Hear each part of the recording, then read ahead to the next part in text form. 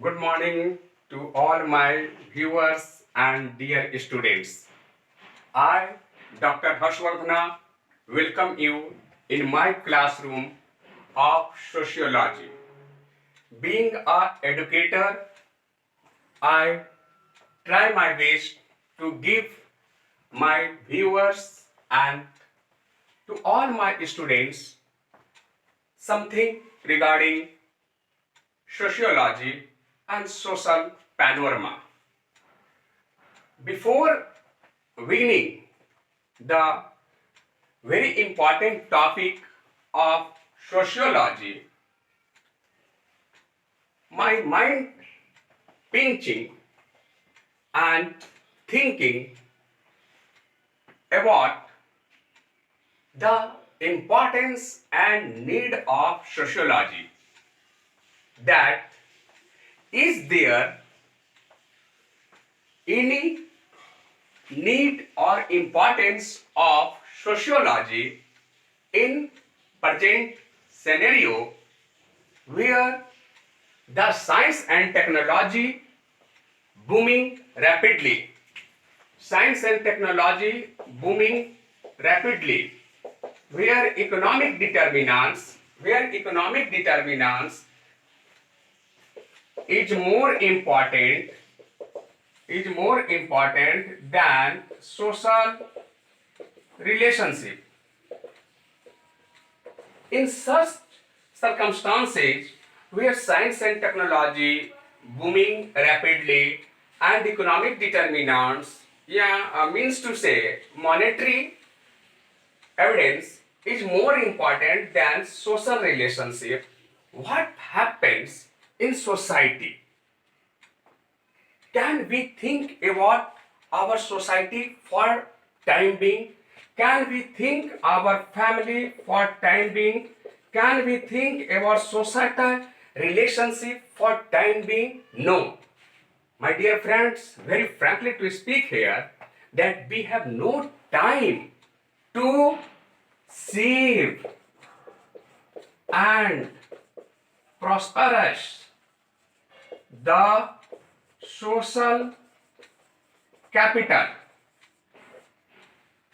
We have no time to maintain, to save our social capital. And without social capital, no society will we exist for a long time. In the field of economic liberalizations, being an educator, I experienced that always social capital has importance. Social capital has importance in society, and no one can escape from this. Sociology is very important subjects and are dynamic subjects. As per my experience, it is the mother subject because it studies whole of the society, because it studies whole of the society. Either we take science and technology, either we take as a discipline chemistry, biology, political science, economy, anything, any disciplines. All disciplines are exercised. All disciplines are exercised and utilized. All disciplines are exercised and utilized in society. All disciplines are exercised and utilized in society. And as previously I said that sociology is the study of whole society and social relationships. Means to say sociology has a pioneer importance. Sociology has its own importance. each and every students must read sociology for time being. Either he or she is the student of medical, or either he or she is the student of engineering sectors, or anywhere. Sociology is very important, because after being a doctor, after being an engineer, you will be have to practice, you will be have to apply your mind in the society, in the society. So the importance of the subject and the discipline sociology is very important. Either you are IITians, no problem. Either you are the medical practice medicos, no problems. But all the duties, all the mind exercised in the structure, in the diameter of society. So sociology has its own importance. My dear friends, अब intro के बाद हम थोड़ा सा आपसे हिंदी में मुखातिब होंगे और दो चार अल्फाजों के साथ हम अपने कारवां को आगे बढ़ाएंगे। और ये थोड़ा सा इंट्रो हमने दे रखा है आपको।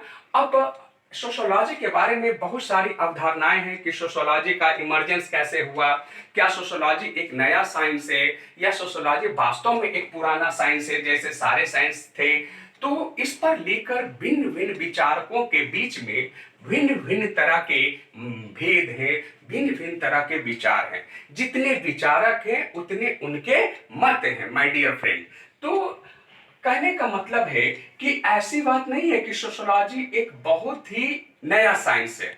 हमारी समझ जहां तक है, जब से मानव सभ्यता का उद्भव हुआ, द ह्यूमन सिविलाइजेशन इमर्जेंस, जब से मानव सभ्यता का उद्भव हुआ तब से कहीं ना कहीं मानव समाज की अवधारणा रही है। और जहां भी मानव समाज की अवधारणा, जब हम कहते हैं मित्रों, जब हम कहते हैं कि मानव समाज की अवधारणा रही है, चाहे वो समाज आदिम समाज ही क्यों ना रहा हो, चाहे वो समाज प्रिमिटिव सोसाइटी, चाहे वो समाज प्रिमिटिव सोसाइटी ही क्यों न रहा है, जैसे ही हम समाज शब्द का प्रयोग करते हैं वैसे ही सोशोलॉजी के इंपॉर्टेंस या सोशोलॉजी के इमर्जेंस या सोशोलॉजी के एग्जिस्टेंस की बात 100% सिद्ध हो जाती है। तो कहने का तात्पर्य है कि सोशोलॉजी का इतिहास उतना ही पुराना है, समाज शास्त्र का इतिहास उतना ही पुराना है जितनी मानव समाज और मानव सभ्यता है ना। अब 1970 के दशक में Robert Bierstedt was a great thinker and sociologist. उन्होंने एक कोटेशन दिया, sociology has a long past, sociology has a long past what only a short history, है ना। कि सोशोलॉजी का जो इतिहास है वो तो बहुत पुराना है, लेकिन बहुत ही क्या है, शॉर्ट। शॉर्ट करने का मतलब है संक्षिप्त है। अब यहाँ पर आप लोगों को इंटरव्यू बोर्ड में कभी कदार आप जाएंगे तो फंसाता है। जैसे आप कभी असिस्टेंट प्रोफेसर के लिए इंटरव्यू में जा रहे हैं या फिर सोशोलॉजी आपका मेंस का सब्जेक्ट है ना, तो आप इंटरव्यू देने जा रहे हैं तो कई बार हम लोगों को भी फेस करना पड़ा है मित्रों ये सारी वाक्याओं से। तो वहां पे अचानक पूछ देता है, विशेषकर जो Uttar Pradesh higher education services है, regarding the statements of Robert Bierstedt कि भाई sociology has a long past, है ना, सोशोलॉजी का अतीत बहुत पुराना है but only a short history, मतलब इसका इतिहास बहुत संक्षिप्त है। ऐसा क्यों? ये एक डिस्कशन का पहलू है मित्रों, ये एक विवाद का विषय है दोस्तों, ये एक सोचने समझने की बात है। तो कहने का आसार इनका यह इसलिए था कि जो आदिम समाज हमारा था, प्रिमिटिव सोसाइटी, है ना, जब वहां पर कोई भाषा का आविष्कार नहीं था, कोई लेखन शैली का आविष्कार नहीं था, बहुत सारी बातों को हम लोग नहीं जानते थे, पहचानते थे। तो कहने का मतलब है कि मानव सभ्यता और समाज का इतिहास तो पुराना है ही, लेकिन उसको समाज के इतिहास को, समाज के नॉर्म्स को, समाज के वैल्यूज को, समाज के फोकवेज को, समाज के सामाजिक संरचना को, सोशल स्ट्रक्चर को क्या किया गया? लिपिबद्ध एवं संहिताबद्ध नहीं किया गया। और जब कोई भी चीज को, किसी भी डिसिप्लिन्स को, चाहे वो फिजिक्स हो, केमिस्ट्री हो, बायोलॉजी हो, जूलॉजी हो, हिस्ट्री हो, ज्योग्राफी हो, पॉलिटिकल साइंस हो, जब हम लिपिबद्ध या संहिताबद्ध नहीं करेंगे तब उसमें सिद्धांत का निर्माण नहीं होगा, और जब तक उसको कोई भी वैज्ञानिक आधार या प्रावधान नहीं मिलेगा। कहने का मतलब है, तो इसी क्रम में जब हम आगे बढ़ेंगे तो देखेंगे कि 1838 ईस्वी में सर्वप्रथम अगस्त, अब इनके नाम को लेकर COMTE है ना। बहुत जगह पर आप किताबों में देखिएगा कि कॉम्टे लिखा हुआ है ना। बहुत जगह पर इनको कॉन्ट कहा जाता है, लेकिन इनका जो सही प्रोनाउंसिएशन है वह है अगस्त कॉन्ट। सही प्रोनाउंसिएशन है अगस्त कॉन्ट। तो अगस्त कॉन्ट ने सर्वप्रथम 1838 ईस्वी में सोशियोलॉजी शब्द का प्रयोग किया था। इसके पहले सोशियोलॉजी शब्द के प्रयोग करने के पहले इन्होंने इसे सोशल फिजिक्स का नाम दिया था। क्या का नाम दिया था? सोशल फिजिक्स का नाम दिया था, लेकिन बाद में इसे सुधार कर सोशियोलॉजी कहा। My dear viewers and students, अब ये बात उठने लगा कि जब 1838-39 में अगस्त कुंटे, जो कि फ्रेंच थिंकर्स थे, उन्होंने जब इस शब्द का इजाद किया, इसके पहले उन्होंने सोशल फिजिक्स कहा, फिर बाद में इसको मॉडिफाइड करके सोशियोलॉजी कहा। तो ये सोशियोलॉजी जो था वो दो शब्दों से मिलकर बना था, एक सोसाइटस, एक लोगस। एक जो है लैटिन भाषा का है, एक ग्रीक भाषा का शब्द है। तो सोसाइटस का अर्थ होता है सोसाइटी, सोसाइटी का मतलब समाज, और लोगस का अर्थ हुआ साइंस यानी कि विज्ञान। अब ये बहुत ही क्रिस्टल क्लियर है कि सोशियोलॉजी का अर्थ क्या हुआ? सोशियोलॉजी का अर्थ हुआ a science which study about the society, a science which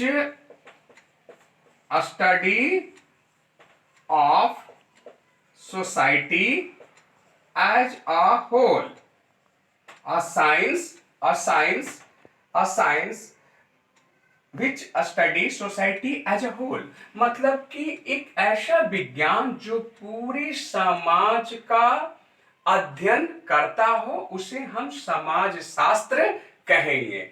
और समाज शास्त्र एज ए होल की ही बात हमेशा करता है, क्योंकि जितनी भी घटनाक्रम होते हैं जिसको हम लोग फेनोमेनोलॉजी कहते हैं, वो सारे घटनाक्रम वो सोसाइटी में ही घटित होती है। तो अब जब इसका नया नया इमर्जेंस हुआ 1838 में, तो 1876 ईस्वी में सर्वप्रथम संयुक्त राज्य America, United states of America में एज ए सेपरेट साइंस के रूप में इसका अध्ययन अध्यापन शुरू हुआ। फिर 1889 में फ्रांस में एज ए सेपरेट साइंस के रूप में इसका स्टडी शुरू हुआ।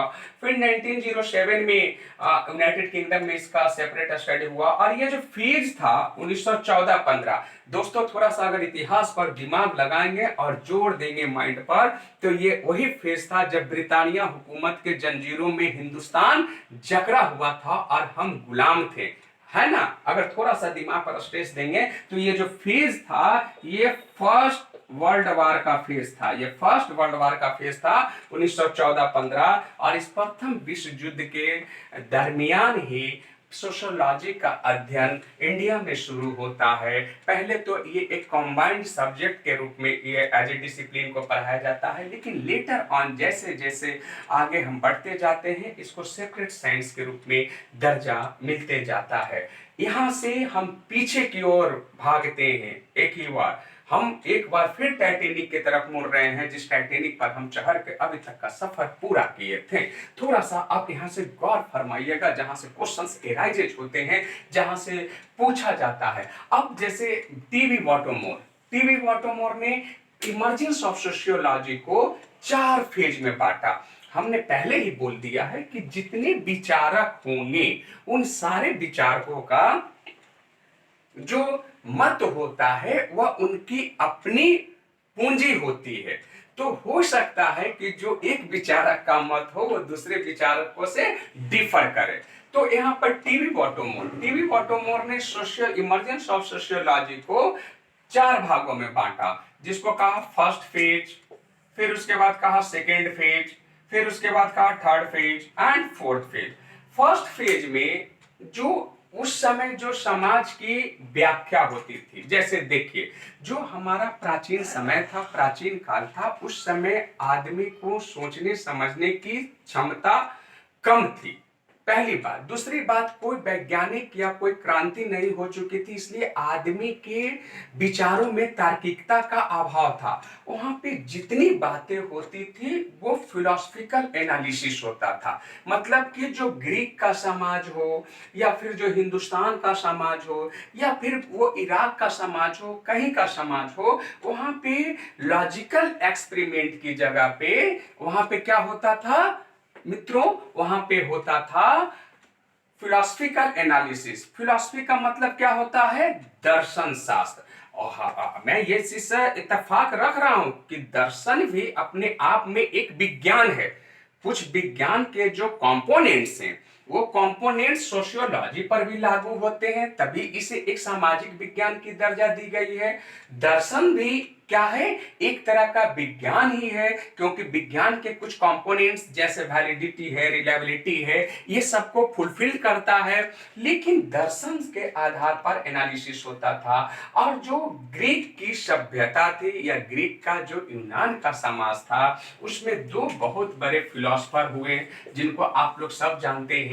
एक प्लेटो थे। तो प्लेटो ने द रिपब्लिक के द्वारा वहां की सामाजिक गतिविधियों और सामाजिक प्रक्रियाओं को क्या किया? वहां पे रखा। इसके बाद जो एरिस्टोटल आए, यानी कि अरस्तु, अरस्तु का एक महत्वपूर्ण किताब था। आप लोग ये किताब का नाम भी याद रखिएगा। जैसा कि मुझे एक एक्सपीरियंस है जो कि बहुत शॉर्ट स्पेन ऑफ टाइम के लिए मैं शेयर करना चाहता हूं कि अभी एक मैंने इंटरव्यू दिया असिस्टेंट प्रोफेसर का। उसमें हमें इंटर करने के बाद बैठाया गया और अचानक हमसे क्वेश्चंस पहला ये दागा गया कि क्या प्लेटो एक समाजशास्त्री थे या दार्शनिक थे? तो हमने कहा दोनों थे। तो उनकी रचना का नाम बताइए। तो हमने फटाक से कहा द रिपब्लिक। फिर उसके बाद एरिस्टोटल पर आ गया। तो एरिस्टोटल की रचना हमने बताया कि इथिक्स एंड पॉलिटिक्स। तो जो ये किताब का नाम है जो कि दार्शनिकों के द्वारा या समाजशास्त्रियों के द्वारा लिखा गया है, ये माइंड में रखना जरूरी हो जाता है। और विशेष करके जब आप उत्तर प्रदेश हायर एजुकेशन सर्विसेज के लिए, जैसे अभी असिस्टेंट प्रोफेसर की बहाली निकली है, तो वहां पे भी ये ऑब्जेक्टिव क्वेश्चंस में आ सकते हैं। ध्यान रखिएगा, स्किप मत कीजिएगा। आजकल बहुत सारे टीचर जो हैं वो एक बात कहते हैं मित्रों कि इंपॉर्टेंट ये नहीं है कि क्या पढ़ना है, इंपॉर्टेंट ये है कि क्या नहीं पढ़ना है। बिल्कुल सही कहते हैं, बिल्कुल सही कहते हैं। बतौर एन एडुकेटर मैं भी इस बात से इत्तेफाक रखता हूं।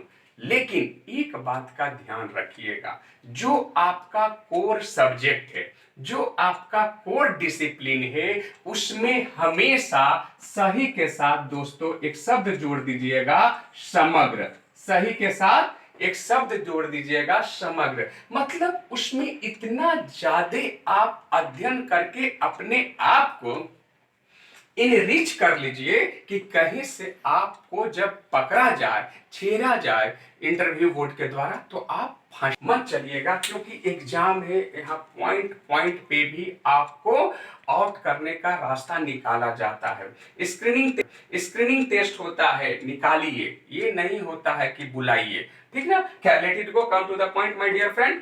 अब यहाँ सेकंड फेज आता है। सेकंड फेज में जो होता है वो रिलीजन का महत्व, एक ऐसे ग्रेटर देन का बचपन में हमें पढ़ाया गया था चिन्ह, और ऐसे लेस देन का। तो मैंने यही चिन्ह यहाँ पर आप लोगों के लिए लगाया है कि जब जो सेकंड फेज आता है, ये सेकंड फेज में क्या होता है कि लॉजिक इंपॉर्टेंट हो जाता है मित्रों। मतलब कि तर्क का महत्व बढ़ जाता है, और जो रिलीजन और फिलॉसफी है उसका महत्व क्या होता है? घट जाता है ना?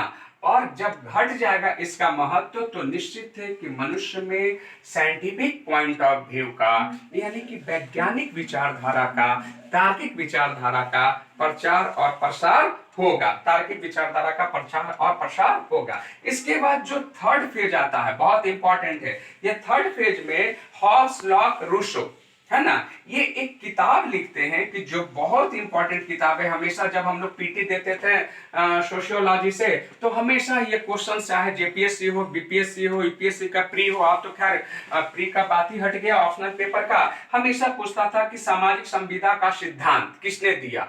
तो ये सोशल कॉन्ट्रैक्ट थ्योरी जो है, ये social contract theory Hobbes, Locke, Rousseau ने दिया था। ये थर्ड फेज में है। और थॉमस मूरे का एक बुक है इटोपिया, एक बुक है इटोपिया। ये अपने आप में जब आप गूगल में जाएंगे या फिर आप उसमें जाएंगे, कहीं भी डिक्शनरी में जाएंगे, तो एक ये शब्द है जिसको हम लोग कहते हैं इटोपिया, है ना। आगे हम लोग कार्ल मार्क्स को पढ़ेंगे तो वहां भी ये शब्द का प्रयोग हुआ। तो इटोपिया का मतलब क्या होता है? इटोपिया का हिंदी में शुद्ध अर्थ होता है स्वप्न लोक दर्शनीय।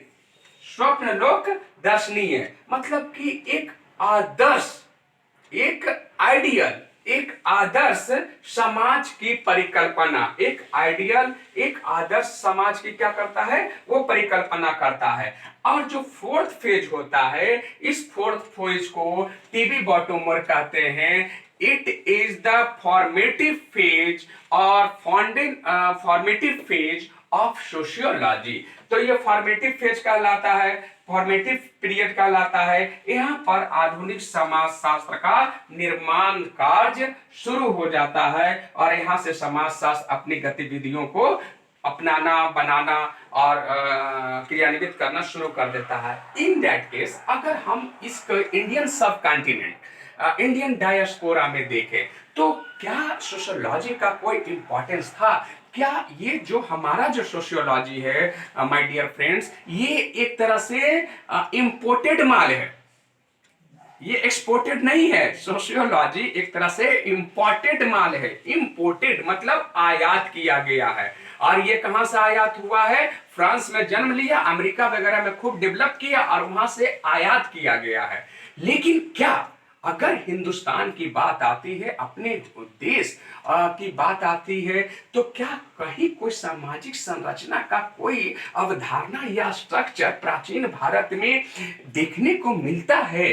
हाँ, तो है आपको मानना पड़ेगा। जो हमारा समाज का स्ट्रक्चर था इंडियन सोसाइटी का, तो हम लोग एक आदि पुरुष मनु की चर्चा अक्सर हाँ करते हैं, जो कि जाति व्यवस्था पर, स्त्री की व्यथा पर, है ना। जैसे बहुत सारी बातें उन्होंने कहा है। कभी कभी स्त्री के विरोधी भी मनु को ठहराया जाता है कि मनु जो है स्त्री विरोधी है। लेकिन जिस समय समाज का जो स्ट्रक्चर था, जो समाज के एक्टिविटीज थे, उसके अनुसार मनु अपने जगह पर सही हो सकते हैं। तो उस समय जो हमारा मनु, आदि पुरुष मनु थे, उन्होंने मनु स्मृति में सोशल स्ट्रक्चर की चर्चा की है कि समाज की व्यवस्था कैसी होनी चाहिए, समाज में किन लोगों को किन पदों पर होना चाहिए, और फिर एक वर्गीय और जातीय, फिर एक वर्गीय और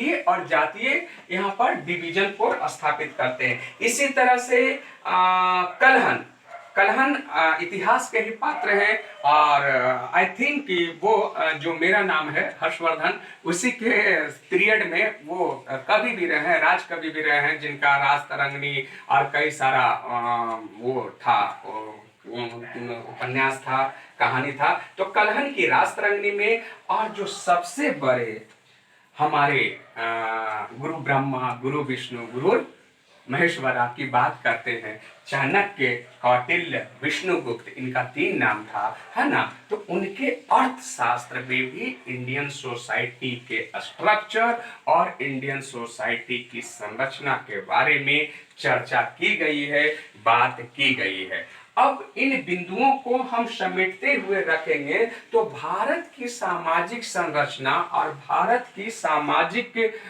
जो सोशल स्ट्रक्चर्स है, सामाजिक प्रक्रिया है, उसका ऐतिहासिक दस्तावेज और साक्ष्य है। एक बार क्वेश्चंस यूपीएससी में भी ये दागा गया था दोस्तों, उसका हम बाद में डिस्कशंस करेंगे। तो एक क्वेश्चंस दागा गया था, बहुत अच्छा क्वेश्चंस था, थोड़ा सा गंभीरता पूर्वक समझिए कि कौटिल्य ने राजनीति पर किताब लिखी। कौटिल्य ने किस चीज पर किताब लिखी थी मित्रों? राजनीति पर, पॉलिटिक्स पर, है ना। चंद्रगुप्त को इन्होंने राजा बनाया धनानंद को हराकर, लेकिन राजनीति पर जब किताब लिखी तो कौटिल्य इतना विद्वान व्यक्ति होते हुए इस किताब का नाम अर्थशास्त्र क्यों रखा?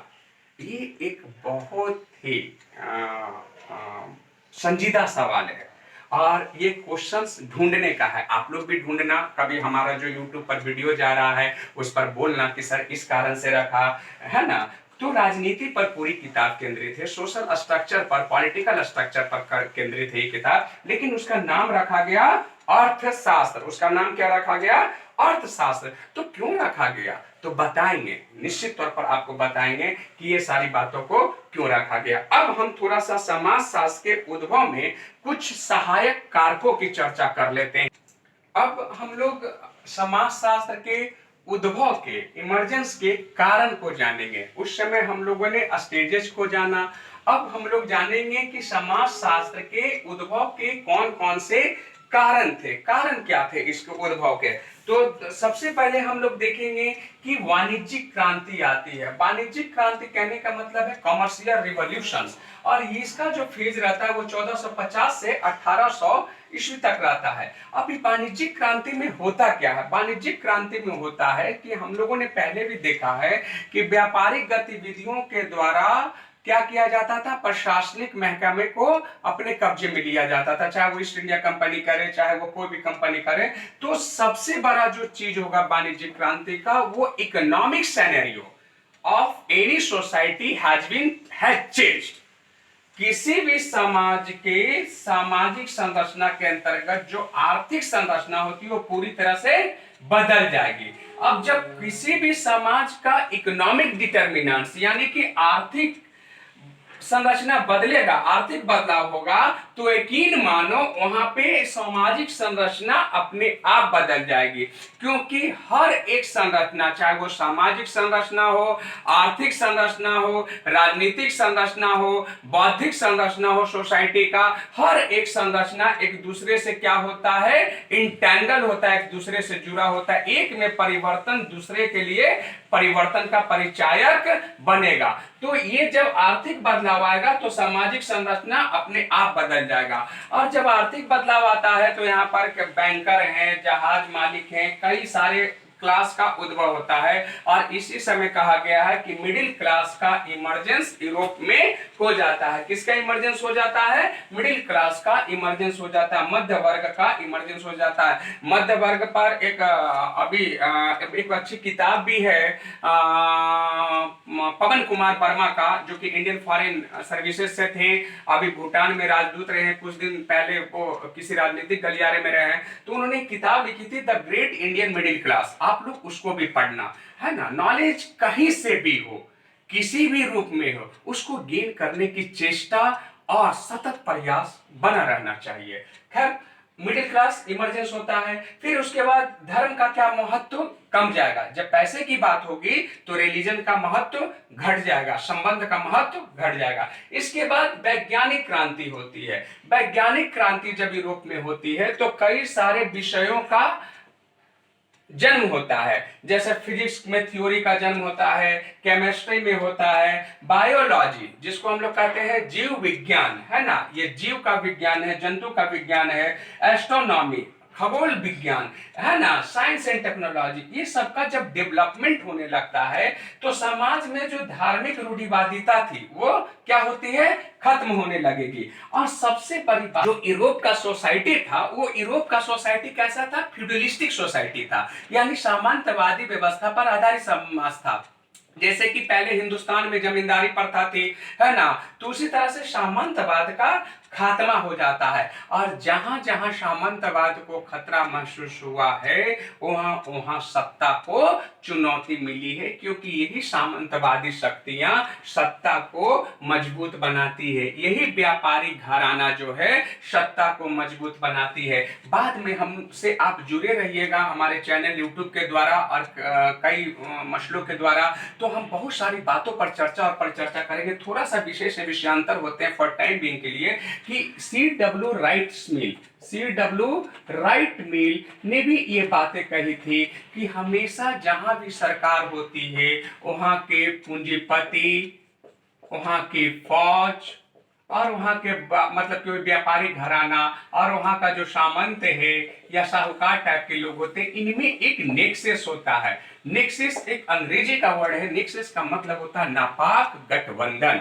तो ये नापाक गठबंधन होता है। कहने को हम देखते हैं कि सरकार जो है गवर्नमेंट को चलाती है, ऐसी बातें नहीं होती है। जब आप सी डब्ल्यू राइट मिल का बात पढ़िएगा है ना, नेक्सस इन अमेरिकन सोसाइटी, तो बहुत चीज क्लियरेंस होगा। और अभी अगर भारत के संदर्भ में थोड़ा सा देखा जाए तो ये बातें परिलक्षित हो रही हैं कि किस तरह से भारत का जो अभी केंद्र में हमारी सरकार है, उस सरकार कई सारे पूंजीपतियों के बीच में कैसे घुली मिली है और देश को कैसे 124 पूंजीपति घराने ड्राइव कर रहे हैं और वो प्रेशर ग्रुप बनकर या कुछ भी बनकर। खैर लेट इट गो, यहाँ में राजनीति की बातें नहीं करनी है, लेकिन कहीं ना कहीं से वो ड्राइव करता है अपने अनुसार, सत्ता में नीति बनाने की कोशिश करता है। तो जहां जहां सामंतवाद कमजोर होगा वहां वहां सत्ता को चुनौती मिलेगी, और जब सत्ता को चुनौती मिलेगी तो यकीन मानना कि वहां संघर्ष तय है, समाज का निर्माण तय है और नई सामाजिक संरचना का आविर्भाव तय है। इसी क्रम में जब वैज्ञानिक क्रांति हो रही थी तो यहाँ पे एक चार्ल्स डार्विन है, ये इंग्लैंड के थे। इन्होंने एक थ्योरी दिया, ऑरिजिन ऑफ स्पेसीज इनकी किताब की नाम थी। आई थिंक यही किताब की नाम है, बायोलॉजी वाले लोग अच्छा से बताएंगे, ऑरिजिन ऑफ स्पेसीज है ना। तो ऑरिजिन ऑफ स्पेसीज में इन्होंने दो थ्योरी दिया, और वो थ्योरी था एक है अस्तित्व के लिए संघर्ष, एक है अस्तित्व के लिए संघर्ष, और दूसरा है सर्वोपयुक्त का चयन, सर्वोपयुक्त का चयन यानी सर्वोत्तम का चयन। ये जो बायोलॉजी के चार्ल्स डार्विन ने जो थ्योरी दिया, ये थ्योरी का इंपॉर्टेंस इसी बात से झलकता है कि किसी भी व्यक्ति के अपने एग्जिस्टेंस के लिए एट लास्ट तक संघर्ष करना पड़ता है, यानी कि struggle is important for existence. अगर आपको सोसाइटी में एग्जिस्ट करना है तो आपको स्ट्रगल करना होगा। एक चींटी को भी चीनी तक पहुंचने के लिए स्ट्रगल करना पड़ता है। इसलिए हमारे जो भी भारत के कर्मधार नौजवानों है, यंग चैप हो, एनर्जेटिक ब्लड बैठे हुए हैं, जो हमारे वीडियो से कुछ ही समय बाद रूबरू हो गए, उठ जाओ, जाग जाओ और इतनी तेजी के साथ स्ट्रगल में जुड़ो कि तुम्हारे लिए सर्वाइवल ऑफ द फिटेस्ट का कोई प्रॉब्लम नहीं रहे। चार्ल्स डार्विन ने कहा कि जो अस्तित्व के लिए संघर्ष करेंगे उन्हीं का चयन होगा इस सोसाइटी में, वही समाज में रह पाएंगे, यानी कि सर्वाइवल ऑफ द फिटेस्ट, मतलब कि जो फिट है वही सरवाइव सोसाइटी में कर पाएगा।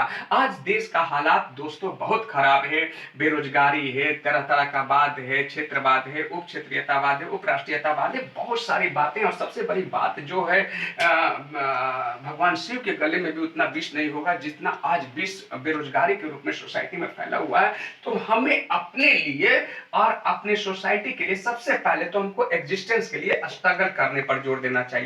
अगर आप स्ट्रगल करते हैं तो इतना तय है कि आप सरवाइव कर जाएंगे, और सरवाइव कर जाएंगे तो आप फिट हो जाएंगे। सोसाइटी का जो स्ट्रक्चर है, जो पैनोरमा है, उस पैनोरमा में आप फिट हो जाएंगे, वेल एंड गुड हो जाएंगे। और उसके बाद एक बहुत ही महत्वपूर्ण चीज है, जो तीसरा जो महत्वपूर्ण चीज है, फ्रांसीसी क्रांति होती है इसी समय में। और फ्रांसीसी क्रांति होती है तो क्या होता है, तीसरा जो पॉइंट है इसका, इमर्जेंस ऑफ सोशियोलॉजी का, तो ये फ्रांस में राज्य क्रांति होती है। फ्रांस के हालात भी अच्छे नहीं थे। फ्रांस में क्या करती थी कि महारानी केक खाती थी, और जो गरीब जनता रोटी के लिए मरते रहते थे उनको जूठा अपना केक ऐसे करके उछाल के हवा में फेंक देती थी, और कहती थी कि तुम्हें रोटी नहीं मिलता है तो केक खाने की आदत डालो। समझ रहे हो सोसाइटी कितना कंट्राडिक्टरी मोड पर था। जिसके पास 2 जून के खाने की रोटी नहीं थे, उसको उस देश का रानी और महारानी बोल रहा है कि लो केक खाओ। इसी कारण से फ्रांस में वैचारिक क्रांति होती है और राज्य क्रांति होती है। कई विचारक बैठकर लिख रहे होते हैं, इस इतिहास को संहिताबद्ध, लिपिबद्ध, कटिबद्ध कर रहे होते हैं। और ये जो फ्रांस की राज्य क्रांति होती है 1789 में से 1789 में, तो ये कहा जाता है कि मानव संघर्ष के इतिहास का सबसे बड़ा, नया और निर्णायक मोड़ था। मानव संघर्ष के इतिहास का सबसे बड़ा और सबसे निर्णायक मोड़ था फ्रांस की राज्य क्रांति, जहां से राजतंत्र का खात्मा होता है और लोकतंत्र का नींव होता है, लोकतंत्र का गर्भाधान होता है। और जब लोकतंत्र का गर्भाधान वहां पर होता है तो वहां पे 3 शब्द बहुत महत्वपूर्ण है। आप किसी भी एग्जाम में जाएंगे, either you are the student of law faculty, either you are the student of polity faculty, हर जगह ये 3 शब्द पूछता है, स्वतंत्रता, समानता और बंधुत्व, लिबर्टी, इक्वलिटी एंड फ्रेटर्निटी। ये 3 शब्द का जो इमर्जेंस होता है, ये फ्रांस की राज्य क्रांति से ही ये तीनों शब्द का क्या होता है, इमर्जेंस होता है। और आप जान लीजिए कि भारतीय संविधान के जो हमारा प्रिम्बल है, प्रिम्बल कहें तो प्रस्तावना, उद्देशिका, आईना संविधान का, उसमें भी ये तीनों शब्द उन्हीं से आया है, स्वतंत्रता, समानता और बंधुत्व। यानी कि हमें आजादी चाहिए, हमें समानता चाहिए, लेकिन ये दोनों चीज मिलने के बाद कभी भाईचारे को भूलना मत।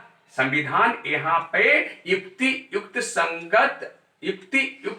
व्याख्या भी करता है कि आपको स्वतंत्रता मिलेगी, आपको समानता मिलेगी, लेकिन हाँ, आप फ्रेटर्निटी को, बंधुत्व को भूलने की चेष्टा नहीं कीजिए। जैसे ही आप ब्रदरहुड को या फ्रेटर्निटी को भूलेंगे, वैसे ही समाज या परिवार फिर विखंडित हो जाएगा या सोसाइटी विखंडित हो जाएगा। तो ये तीनों बहुत महत्वपूर्ण चीज हैं। इसके बाद औद्योगिक क्रांति की बात होती है। हम लोग जानते हैं कि ये गोल्डन एरा था, इंग्लैंड में बहुत तेजी में उद्योग धंधे स्थापित होने लगे। उद्योग धंधे जब स्थापित होने लगे तो पूंजीपतियों का कारोबार बढ़ने लगा। अब जो शुभ लाभ की बात होती थी, वहां पर अब शुद्ध लाभ की बात होने लगी। और जब शुद्ध लाभ की बात होने लगी, यानी मैक्सिमम 2 तरह के समाज में लोग होते हैं, ध्यान रखिएगा, एक हैव्स नॉट। एक जिसके पास सारे साधन और संसाधन है और एक जिसके पास कुछ नहीं है। तो श्रमिक जो है वो क्या करता है, अपना श्रम बेचता है। पूंजीपति जो है वो श्रमिकों को मैक्सिमम शोषण करेगा।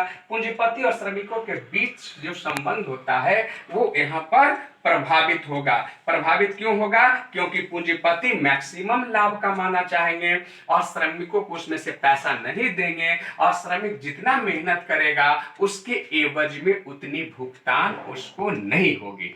तो ये पहले इंग्लैंड तक था कि जितना मेहनत करे उसके एवज में भुगतान ना। अब तो हिंदुस्तान का भी हालात कमोबेश यही हो गया है। आप लोग गौर से देखिए, समाज शास्त्र कोई पढ़ने की विषय नहीं है या एकांत कमरे में अध्ययन की जरूरत नहीं है। समाज शास्त्र एक ऐसा सब्जेक्ट है जो day to day behaviour pattern, day to day life style, day to day meeting में हमारा क्लियरेंस हो जाता है। समाज शास्त्र एक ऐसा विषय है जिसको हम अपने घर आंगन से लेकर चौक चौराहे से लेकर बाहर तक सीखते हैं, सोसाइटी से सीखते हैं। समाज शास्त्र में आप देखिए ना, जो हालात यहाँ पे थे वो हालात आज यहाँ हो गए। आज आपको मैक्सिमम कोई वर्क ले रहा है, आपसे काम करवा रहा है, उसके एवज में आपको मिनिमम भुगतान किया करते हैं। ये मेरा मैडन वीडियो था, हो सकता है ये लंबा चला गया हो तो हम क्षमा चाहते हैं। आपसे होंगे रूबरू, तब तक के लिए हमें दीजिए इजाजत, और हम नए मुद्दों, नए विषयों के साथ होगी फिर नई मुलाकात।